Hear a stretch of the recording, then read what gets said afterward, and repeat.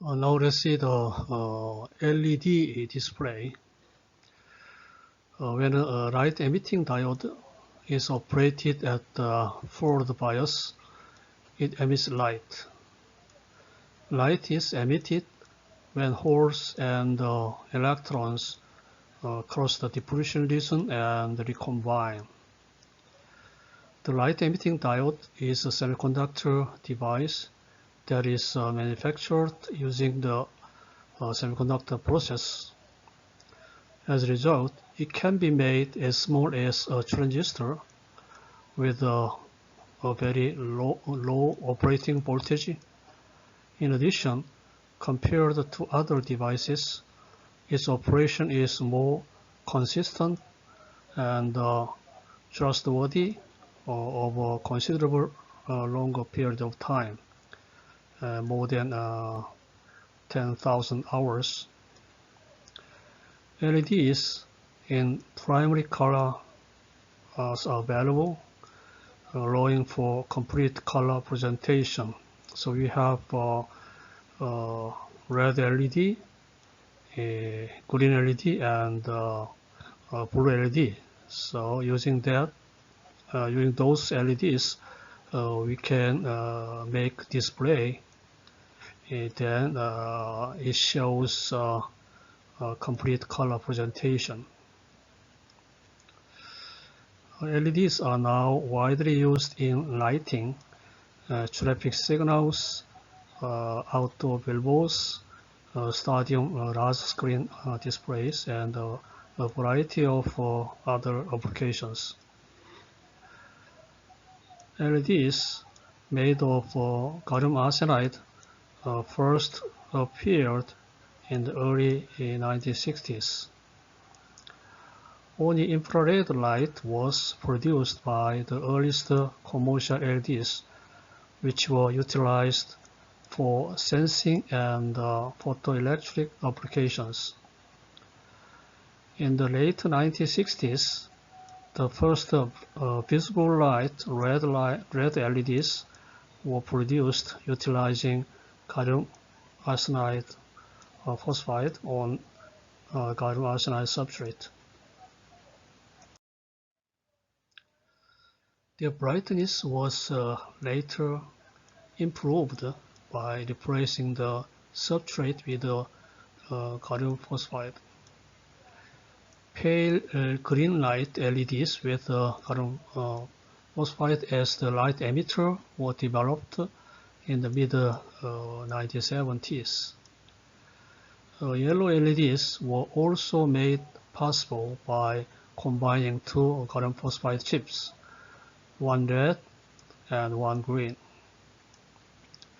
Super bright LEDs first appeared in the early to mid-1980s. LEDs based on gallium arsenide phosphide provide red, yellow, and green light.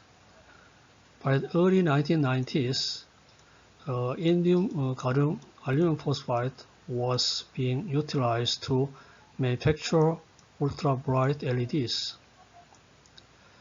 Lights that were ultra-bright orange-red, orange, and green became available. These ultra-bright LEDs have expanded their uses beyond inside indications to include traffic signals, road indicators, and numerous outside signage. Despite the availability of sufficiently bright red and green LEDs, a bright blue LED was required for complete color representation. The ultra-bright blue gallium nitride LED first appeared in the mid-1990s. High-intensity green and blue LEDs based on indium gallium nitride have also been developed. The outdoor display's full-color representation was made possible by a combination of red, green, and blue LEDs. Large-scale commercial LED screens can now be seen in the streets and the stadiums. High-intensity white LEDs have been achievable since ultra-bright blue LEDs became available. If a blue LED chip is placed in an area with a fluorescent phosphorus on its surfaces, the phosphorus absorbs the chip's blue light and re-emit white light. LEDs are now widely used for both indoor and outdoor lighting and display. Gallium arsenide is a direct bandgap semiconductor with an energy gap of 1.42 electron volt. Gallium phosphide, on the other hand, is an indirect bandgap semiconductor with a 2.26 electron volt energy gap. Gallium arsenide phosphide is a commonly used LED material. This material is formed by substituting a phosphide for some of the arsenide in gallium arsenide, resulting in gallium arsenide 1 of X, 1 minus X, P X, phosphide X. As long as the phosphor mole fraction is less than 0.45, this material retains its direct bandgap property. Because the energy gap in gallium As1X is proportional to the mole percentage of arsenide, light of varied wavelengths can be generated by varying the mole fraction of the arsenide. This is the gallium nitride based blue LED structure. Here indium gallium nitride multiple quantum wells, and outside p-type gallium nitride and n-type gallium arsenide is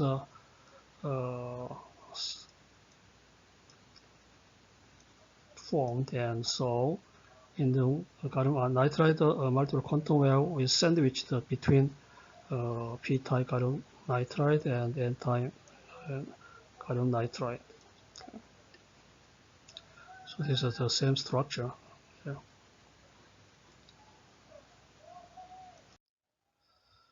This table shows the semiconductor materials utilized in LEDs. Red LED, we can use gallium phosphide active layer, and the ratio of the components material is changed in gallium aluminum arsenide, and gallium arsenide phosphide material gives the red light, and substrate is given by here. Then we can have the output wavelength 700, 660, and 650, which is in the range of the red color.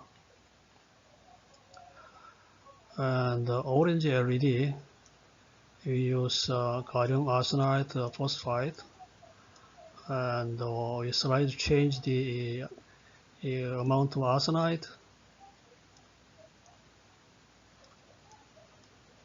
and phosphide. Then we can have the slight different wavelengths, so orange color. Also indium gallium aluminum phosphide on the gallium arsenide substrate, we have 620 nanometer orange color, and yellow green we use indium gallium aluminum phosphide, gallium phosphide, and substrate is given here. Then the wavelength is the 560 550, 560, so that's yellow green color.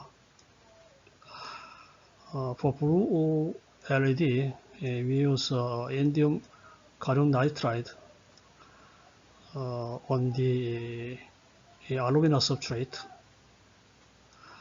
Then we can have wavelengths of 500 nanometer. This is blue color.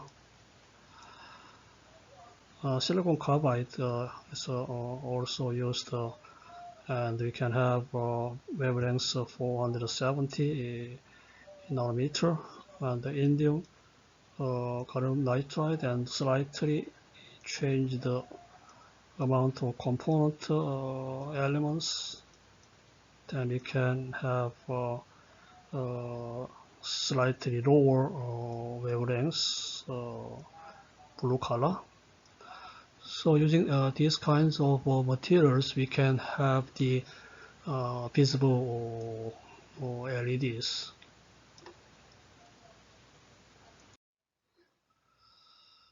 Quantum wells, quantum wires, and quantum dots were used to observe quantum effects. The electron density in the quantum wire, for example, is so low that the electron's wavelength is only 10 nanometer. In this instance, the electron moves in one dimension, similar to how light moves through an optical fiber. The MBE, molecular beam epitaxy technology, is used to create a quantum well structure. In the figure, quantum well of gallium arsenide is depicted when with gallium arsenide sandwiched between aluminum gallium arsenide. So gallium arsenide is sandwiched between P-type aluminum gallium arsenide and N-type aluminum gallium arsenide. Okay. Gallium arsenide and aluminum arsenide have energy gaps of 1.5 electron volt and 3.1 electron volt respectively. So this energy gap of aluminum gallium arsenide is 3.1 electron volt, and gallium arsenide is half of that, 1.5 electron volt. To construct a quantum well, gallium arsenide with a very thin thickness, approximately 0.2 nanometer, is sandwiched between aluminum gallium arsenide. See here. The energy band of gallium arsenide is sandwiched between the energy bands of the aluminum arsenide. Photons with an energy greater than the band gap of aluminum gallium arsenide produce electrons in the conduction band and holes in the valence bands respectively. So in N-type aluminum arsenide, the electrons are produced in the conduction band, and a P-type semiconductor side of aluminum gallium arsenide hole in the valence band is bands are created. Okay. So these electrons and holes fall into gallium arsenide energy levels where they are recombined to produce photons. So electrons in P-type aluminum gallium arsenide conduction band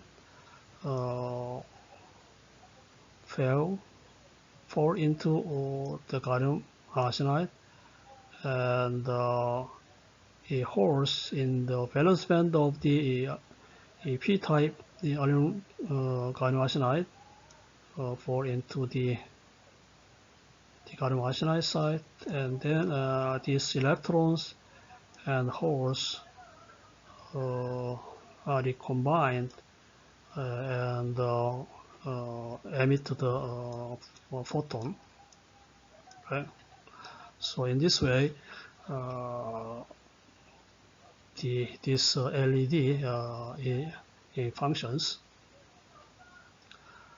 And this figure shows the same structure. So quantum well is active region of LED, and this active region is sandwiched between P-type semiconductor and N-type semiconductor. We can also use the quantum dot instead of quantum well. So quantum dot is used, and this quantum dot is sandwiched between N-type and P-type semiconductor, and the same principle.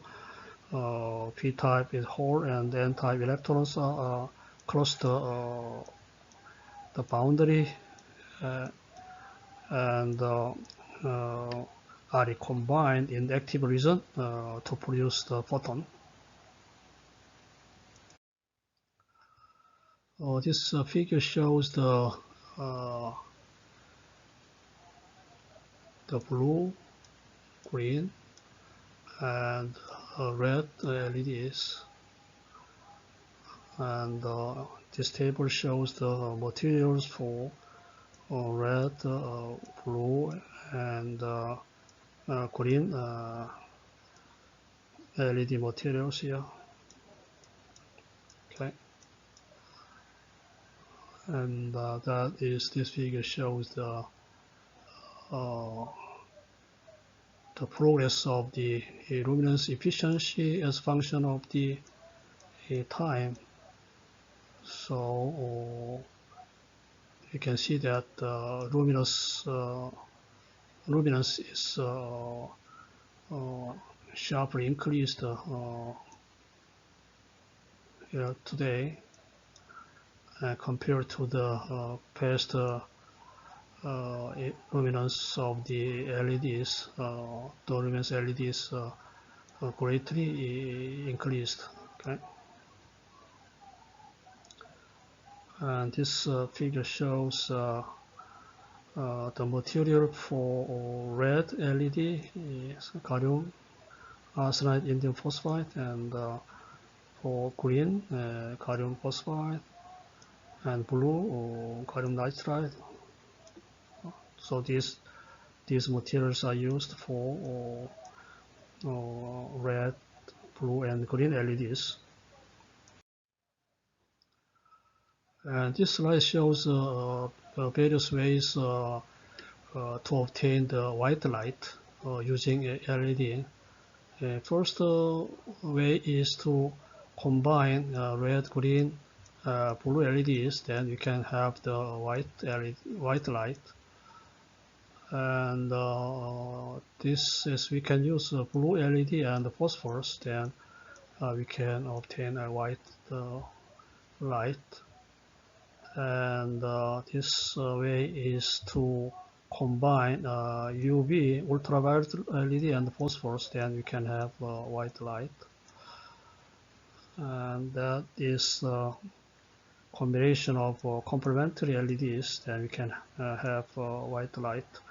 Also, we can use various ways to obtain white light, and now LEDs are widely used for lighting in outside or inside. So most of fluorescent light is replaced by LEDs.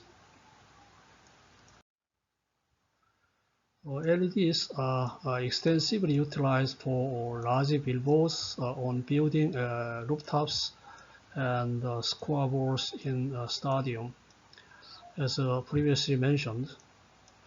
LEDs provide a number of advantages for display, including fast response time, brightness, and low energy consumption. As a result, several attempts have been made to utilize LEDs on TV screens that are much smaller than those used on large billboards.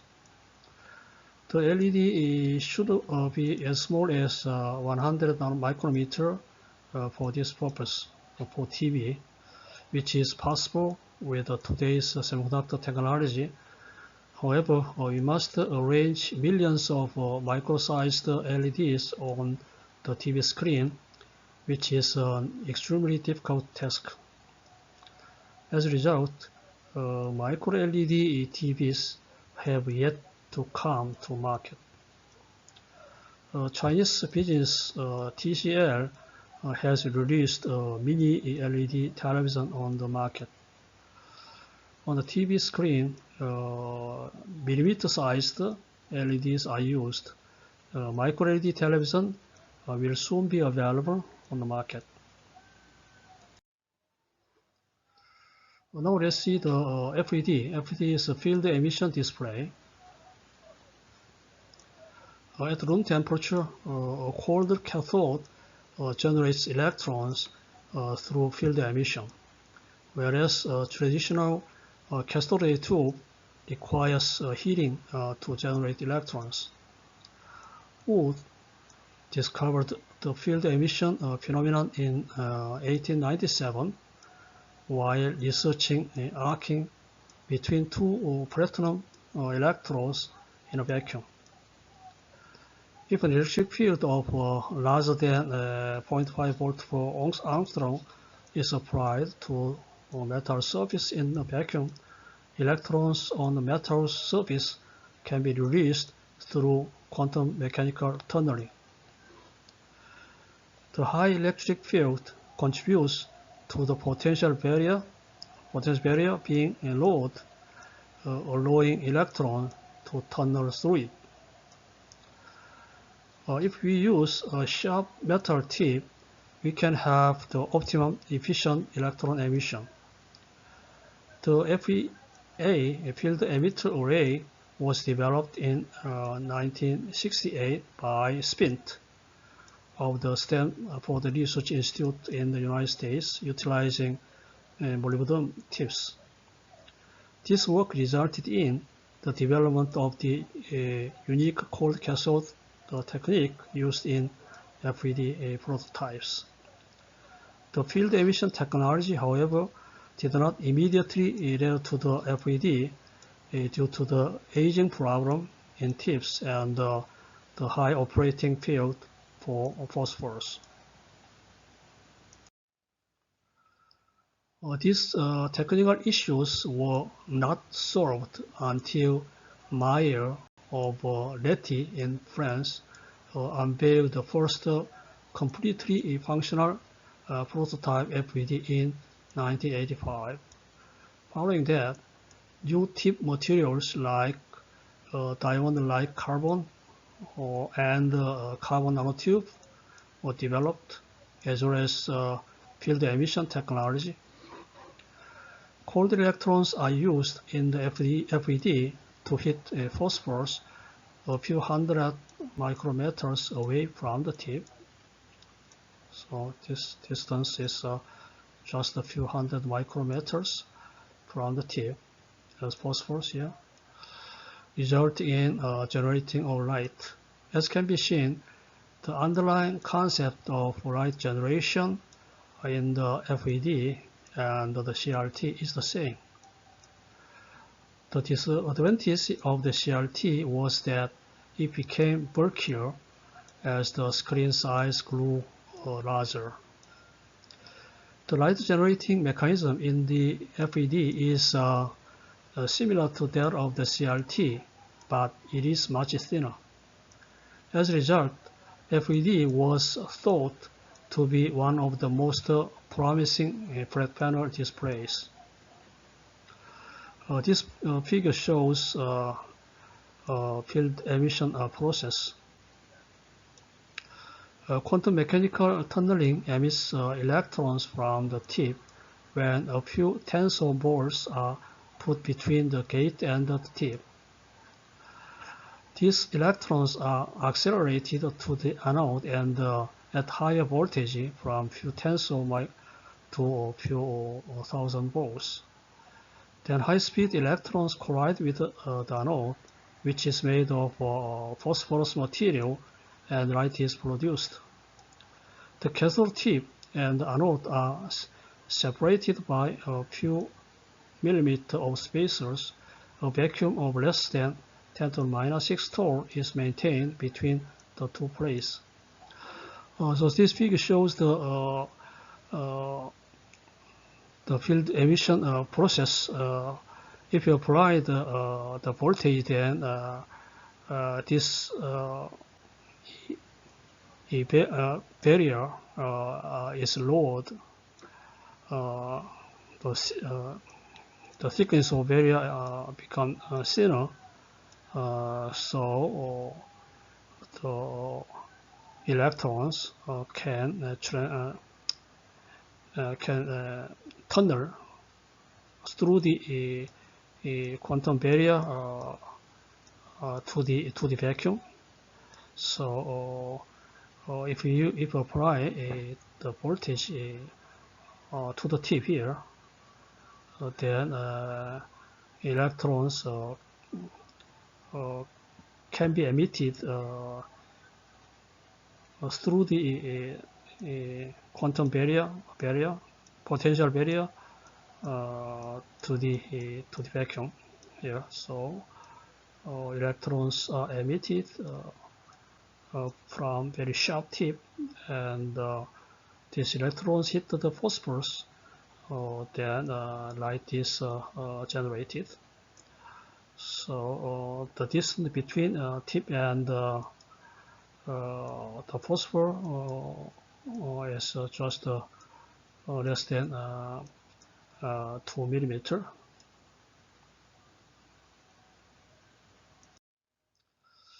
Molybdenum or tungsten are the most common metals used in the tip. A single crystal silicon is used for the semiconductor tip. Diamond or diamond-like carbon tip has exceptional electron affinity, chemical stability, physical hardness, and remarkable heat conductivity. Metal tips are produced using the spint process. Silicon tips, on the other hand, are made using the semiconductor process. The operational transistor of the tip is also made at the same time as the semiconductor process. So this operating transistor is made at the same time the tip is made. The figure below shows the same image of the array of the silicon tips, this one. The silicon tip and the emitter hole have a typical of 1 to 10 nanometer and 0.15 micrometer respectively. So tip size, this tip size is about 1 to 10 nanometer, and this emitter hole, this size is about 0.15 micrometer. Okay. And emitter holes are 0.32 micrometer apart, so the distance between here to the distance between two tips is about 0.35 apart.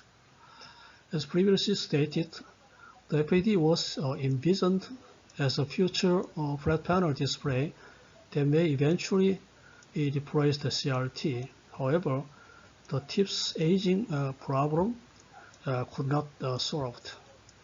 The use of the carbon nanotubes as tips was attempted to solve this problem. However, it was unsuccessful for large screens.